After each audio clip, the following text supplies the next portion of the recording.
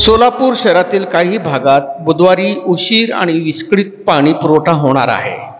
नागरिकांनी पाणी जपून वापरावे असे आवाहन सोलापूर महानगरपालिका पाणी पुरवठा विभागाने आज जाहीर केले।